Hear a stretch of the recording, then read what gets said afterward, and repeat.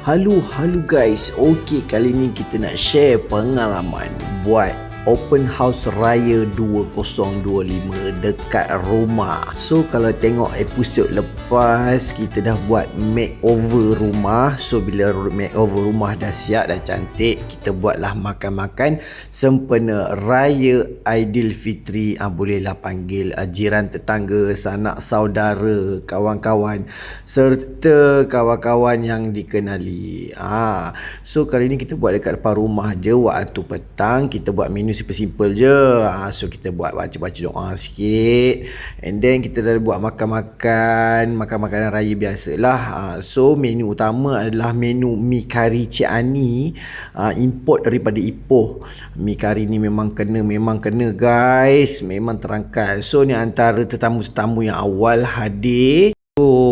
Macam biasalah raya bermaaf-maafan. Ni orang-orang kuat kita, Mak Anyam daripada Tebuk Berihun, Tu Abah sebagai supporter. Tu makcik-makcik taman datang berombongan. Time ni tak tahulah guys, muat ke tak muat, kita sumbat je lah. Geng-geng makcik taman ni saja pun dah datang dekat 20-30 orang.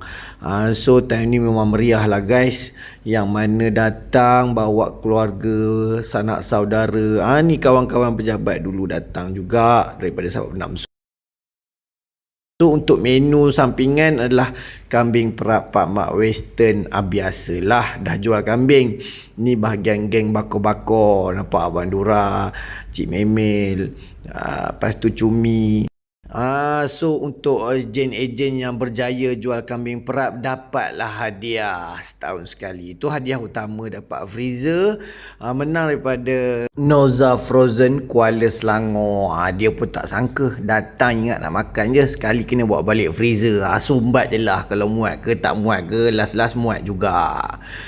So selepas tu kawan-kawan yang mana lanjut datang sampailah ke malam.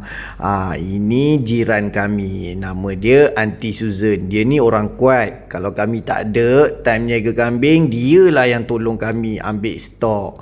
Ini Mak Nyam, chef dapur kami. Ni makcik. Okey, so sampai ke malam kita bakor bukan saja kambing, dengan seafood pun ada. Tak cukup dengan menu seafood, kita bakor lah bunga api. Dah nama pun raya, budak-budak apa lagi naik bunga api dah, seronok dia orang. Ni Syuk daripada Bukit Kucing datang, geng-geng dia sampai ke malam. Ada lewat malam Tok Adam dengan Pakcik. Demikianlah episod kenangan gambar-gambar raya yang boleh kita tengok. Okey, layan dulu gambar guys.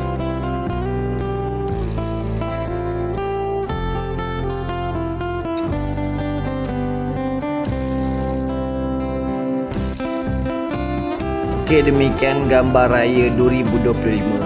Okey, itu dia guys. Bye-bye. Selamat Hari Raya.